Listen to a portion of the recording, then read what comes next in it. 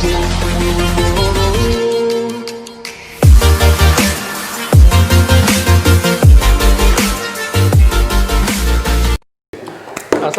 warahmatullahi wabarakatuh. Kembali ngobras bareng Samidur. Kita todong sekali lagi Cak TV. Kamu kita ini nggak asing lagi, sudah berkali-kali, tapi semoga Allah memberi kesehatan Cak TV selalu untuk bisa kita sharing. Amin. Tentunya menggali ilmu tidak akan pernah ada habisnya. Siap. Itu yang utama.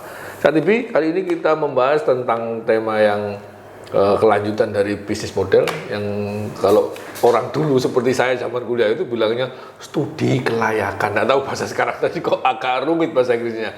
Pokoknya Cak TV, silakan. Gimana itu maksudnya? Oke, paradigma yang lampau sebenarnya sebelum era startup berkembang. Jadi kalau dulu itu bisnis selalu ya bisnis atau istilahnya banyak mulai dari usaha mikro, kecil, menengah, besar. Di zaman modern, di era sebenarnya dimulai di tahun 2000-an ya, sudah diperkenalkan begitu banyak metode-metode pendekatan bisnis yang orang luar memperkenalkannya dengan nama startup. Jadi pada dasarnya semua bisnis itu mulainya dari kecil ya. Cuman bedanya ketika kita memilih DNA kita menjadi startup, itu hanya awalan untuk menjadi besar. Kalau kita memulai bisnis kita, oh saya bisnisnya UKM aja kecil ya, kecil terus gitu. Oh jadi startup itu berlaku general ya? Iya. Jadi itu hanya yes, now I'm small. Sekarang saya memang mulai dari kecil, tapi mimpinya besar. Nah, konsekuensinya memang bisnisnya disusun dari awal, bisnis modelnya terbuka, tidak hanya dimiliki oleh personal sendiri, tapi juga oleh banyak orang. Jadi istilahnya bisnis menjadi kolaboratif ya. Nah, oke, kembali kepada topik yang ditanyakan Mas Rudi tentang visibility study, apakah masih relevan? Di tahapan ketika kita sudah selesai membahas dengan detail tentang bisnis model canvas atau bisnis model generation, akan lebih baik ketika itu menggunakan dana pihak ketiga, kita melakukan yang namanya visibility study. Kenapa? Nah, selalu saya bilang why-nya itu harus kejawab dulu. Karena ini dana pihak ketiga itu loh. Ya. Dana pihak ketiga itu kalau istilahnya dunia startup namanya angel investor, Mas. Oh, itu sudah masuk di tahap itu ya? Ya, jadi sebelum mau digelontorin nih, kita harus melakukan kajian visibility study. Tujuannya, ketika kita mengeksekusi bisnis ini, ada nggak exit plan ketika bisnis model ini tidak berjalan sesuai dengan asumsi-asumsi yang diletakkan. Contoh, kasus seperti sekarang COVID, siapa yang menyangka? Nggak ada yang pernah menyangka ya. Ini pakai duit orang. Apa exit plan-nya? Apa exit strateginya? Nah, di visibility study itu nantinya terjelentrehkan. Komponen-komponen apa aja sih yang perlu di-highlight di visibility study? Nomor satu, potensi pasar tentunya. Karena bagaimanapun juga bisnis itu untuk melayani pasar. Memang ada produk-produk idealis, itu biasanya duitnya sendiri atau duit emaknya. Tidak begitu concern dengan apakah pasar butuh atau enggak gitu. Laku nggak laku terserah. Makanya kan dulu saya di pembahasan sebelumnya kan saya sudah jelaskan tentang product driven atau market driven. Kalau misalnya produk-produk Anda itu memang otentik, unik, ya pasar akan mencari produk Anda. Ibaratkan kalau nggak pakai produk itu. Nah, sekarang itu potensi product driven ada apa? Rapid test, swab test. Nggak ada penggantinya. Nggak ada. Kalau orang bisa bikin, awal-awal itu kan masker. Sekarang masker sudah banyak market driven sekarang, harga turun. Dulu hand sanitizer product driven. Aku punya hand sanitizer. Sekarang semua orang punya sabun gantinya. Nah, kembali kepada visibility study, yang highlight pertama adalah market. Berapa potensi pasar? Apakah skalanya itu lokal, berarti kayak Batam, kota Batam, atau regional, satu provinsi, atau nasional, atau kawasan, atau internasional. Jadi Beda yang membedakan ketika Anda menDN-kan dirinya menjadi startup adalah skalanya sudah global. Apakah bisnis ini bisa cross to nation? Karena dunia startup itu sudah tidak mengenal lagi nation. Jadi yang nggak buktinya kita sekarang pakai Facebook juga atau YouTube juga bukan produk kita. Bukan produk Indonesia, tapi jadi borderless lah istilahnya. Ketika produk itu sudah didesain borderless, maka layak disebut startup. Nah, setelah kita ngebahas market dan didefinisikan secara detail, secara personal. Kalau dulu Mas, yang penting ada populasi penduduk. Zaman sekarang sudah tidak bisa lagi mendefinisikan pasar ke arah populasi penduduk. Tapi lebih spesifik, apakah jenis kelamin, kemudian umur, bahkan lebih spesifik pilihan karirnya, jadi sudah menikah atau belum, jadi lebih sempit, lebih semakin ya, kalau istilahnya rigid itu sudah lebih rigid gitu. Sudah kalau bisa produk itu sudah niche beneran, niche market. Kalau kita main di produk mass market, tentu marginnya tipis, memang volumenya besar, investasinya besar. Startup tidak mendesain, jadi produk bisnis modern sudah tidak lagi mendesain produk itu palu gada, semua kebutuhan orang terlayani. Contoh ketika iPos dibuat, saya hanya memfokuskan kepada bisnis F&B yang owner atau foundernya ingin scale up menjadi 20 outlet dalam 3 tahun atau 100 cabang secara nasional dalam 7 tahun. Jadi plafonnya udah. Jadi udah spesifik. Jadi kita mendesain, waktu saya memilih customer, saya tanya, kamu ingin bisnisnya besar atau enggak? Oh kalau enggak, kamu bukan klien iPos. Kesalahan fatal dalam menentukan visibilitas di pasar adalah kita berharap melayani semua orang. Sementara duit dan resource kita terbatas. Nah, that's the point. Jadi bentar saya ini.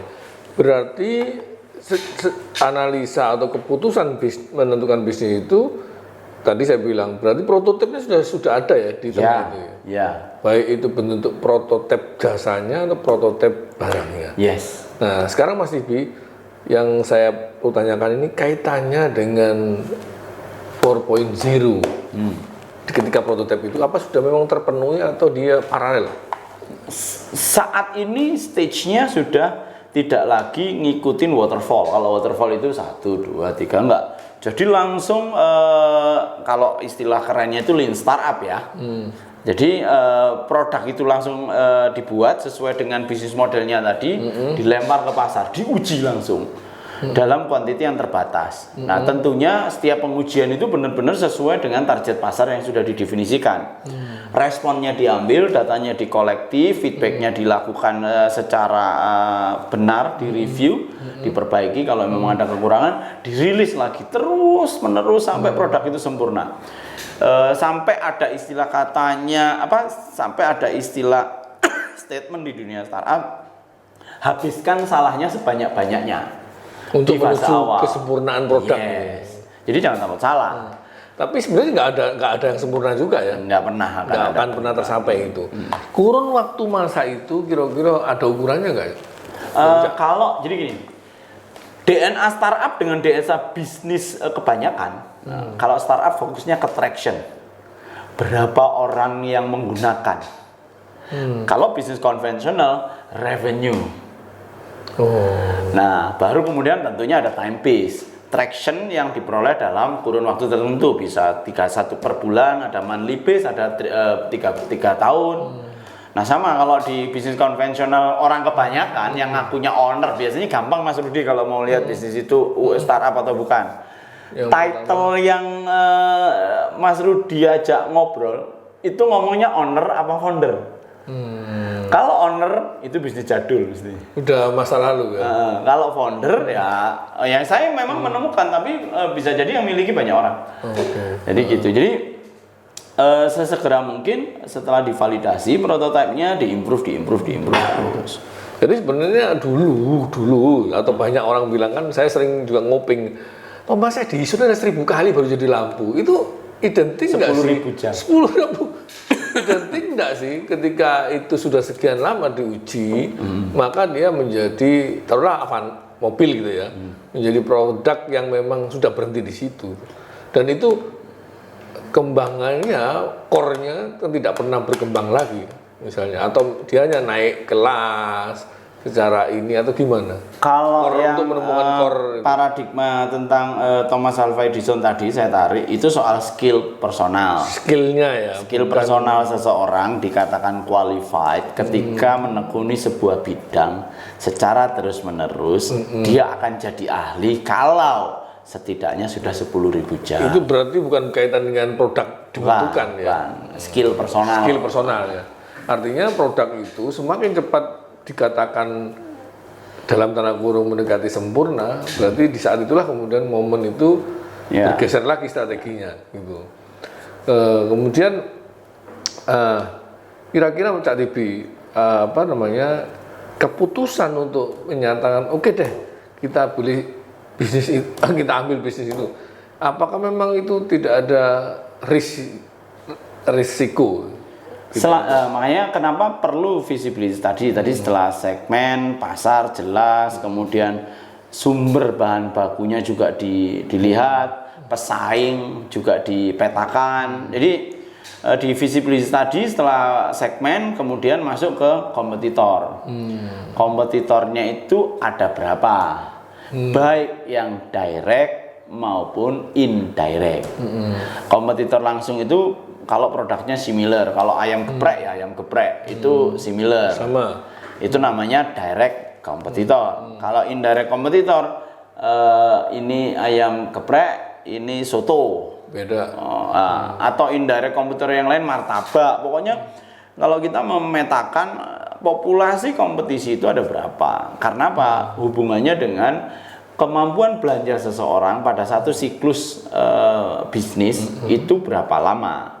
Contoh di bisnisnya yang dijalanin oleh Mas Rudi, orang umroh di data statistiknya si Fulan itu paling cepat umroh lagi berapa lama? Setahun paling. Nah, setahun sekali kan. Artinya kita akan berebut nih dalam satu satuan waktu namanya 1 tahun. Si Fulan atau si Fulanas itu memilih siapa? Untuk berangkat umroh kembali. Untuk berangkat umroh. Satu. Terus dalam kurun satu satuan waktu paling banyak peak hour-nya umroh itu di bulan apa sih? Nah itu juga harus dipetakan. Tujuannya setelah kita menyusun itu nanti direct indirect kompetitor, kita akan menggunakan peluru kita di titik mana untuk bisa menghasilkan potensi revenue atau potensi traction yang paling besar. Artinya boleh nggak dikatakan bahwa sebenarnya ketika sudah memilih bisnis plan, memutuskan produk itu, maka sebenarnya risiko-risiko itu sudah terbayangkan. Harus terpetakan. Bayangkan. Kalau bayangkan bisa enggak ada. Terpetakan dan mungkin sudah punya jawaban kan gitu. Ya. Nah sekarang keadaannya. Berarti sebenarnya semua pengusaha di dunia ini dalam tanda kurung sebenarnya tidak pernah membayangkan bahwa ada COVID-19. Ini berarti kalau dikategorikan accident global, sampai seberapa berubahnya ilmu itu untuk next time berarti harus ada dong gitu resiko-resiko yang di luar. Sebenarnya di dunia militer sejak awal tahun 2000 ya, itu sudah dikenalkan dengan istilah VUCA. Wah ini apa ini VUCA? VUCA ini artinya adalah volatile, uncertainty, complexity, kemudian ambiguity. Jadi ketika kita dalam sebuah pertempuran, karena bisnis itu like a war, kita dihadapkan pada situasi yang VUCA. Kenapa? Sumber informasi demikian sudah tidak bisa terkontrol. Kalau zaman dulu pipanya cuma televisi dan media mainstream. Sekarang digital, sosial media. Detik ini juga saya bisa tahu Mas Rudi itu kencing di mana kan itu kan. Ngapain aja dengan gadgetnya udah bisa tahu. Nah, itu namanya VUCA ini dijadikan standar militer dan kemudian diadopsi oleh pelaku bisnis usaha startup untuk dipetakan. Nah, apa ambiguity itu membingungkan. Nah, pada kasus COVID itu yang membuat UKM itu luluh lantak adalah uncertainty, ketidakpastian dari sumber informasi. Contoh, kita mau PSBB 14 hari. 4 hari. Nah, ya sudah, karyawan kita keep 14 hari. 14 hari. Ya kita gajiin dia lah setengah bulan gaji, ya toh, supaya kita nggak perlu bangun tim lagi. Baru. Nah, Sret Hamin 2 PSBB, rupanya PSBB diperpanjang 14 hari lagi. Nah, kita lagi bingung nih. Ngapain, mau kita keep, berarti kita gaji karyawan lagi 14 hari lagi, atau kita tutup. Tapi di sebagian pengusaha mungkin setelah ini ya kan ada ini nggak tebak-tebak buah manggis itu. Nah, kalau misalnya satu jalur ini karyawannya dipulangkan semua dan kita saja yang buka, maka kita akan menguasai pasar. Akhirnya dia keep. Berharap PSBB jilid 2 benar-benar 14 hari. Ternyata sampai detik ini PSBB diperpanjang terus again and again. Dan pemerintah selalu ngasih hope, harapan. New normal. Apa itu new normal? Ya tidak normal. Tidak normal. Ini berarti luar biasa ya. Nah, jadi isu utamanya kalau di bisnis kuliner itu adalah uncertainty. Ketidakpastian pasokan, ketidakpastian supply chain, ketidakpastian regulasi. Ini yang ngeri.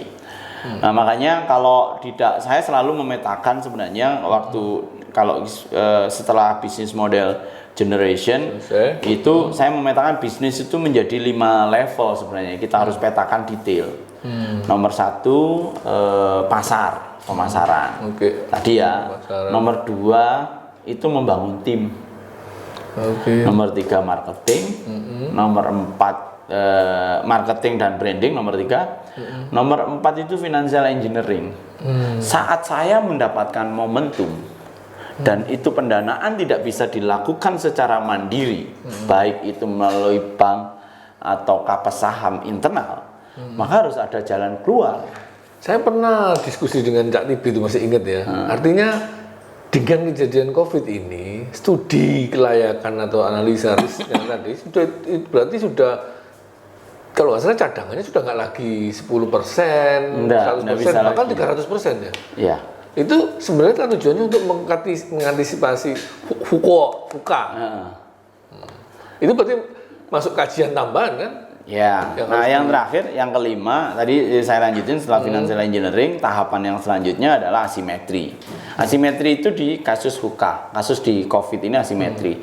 Sesuatu yang di luar kemampuan internal bisa memberikan dampak terhadap kinerja bisnis kita. Itu asimetri, bisa legal, bisa persaingan tidak sehat, bisa perang, bisa pandemi dan lain-lain. Itu asimetri isu, sesuatu yang tidak bisa kontrol. Nah, makanya disinilah fungsi daripada CEO, CFO yang ada CC-nya itu untuk memikirkan di 9 blok ini kira-kira amannya gimana agar kita saat dikasih amanah oleh investor, ini uang kan, uang ini kan amanah. Ketika kita melakukan stage keempat financial engineering, uang amanah, resikonya serendah-rendahnya.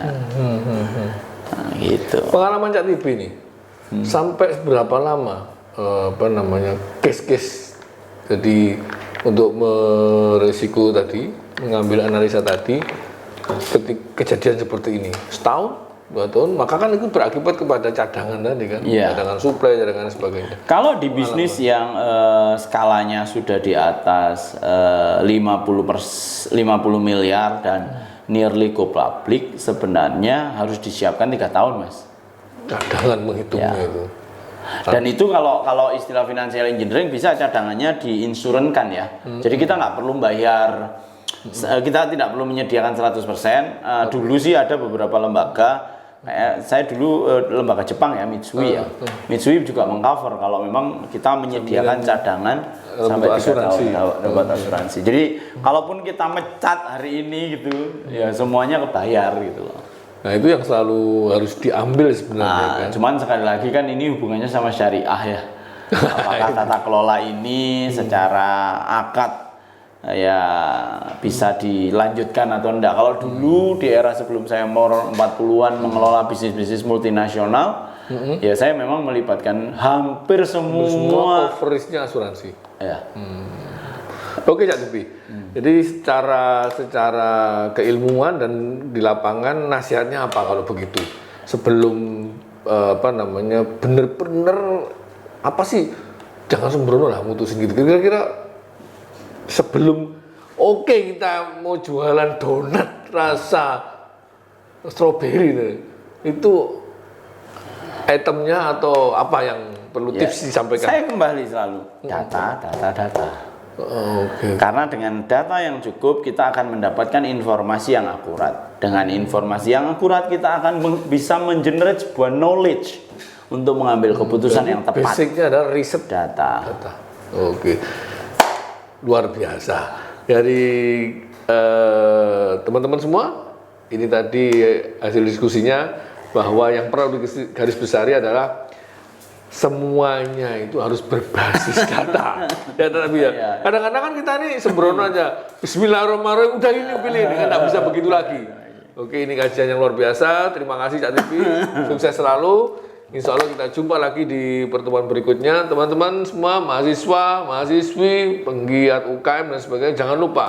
Sekali lagi yang perlu diingat adalah mitigasi risiko atau business plan dari model ke visibility atau tadi analisa bisnis adalah selalu berbasis data, nggak bisa tanpa data. Cukup sekian dari saya, Sam Idur. Assalamualaikum warahmatullahi wabarakatuh. Waalaikumsalam warahmatullahi wabarakatuh.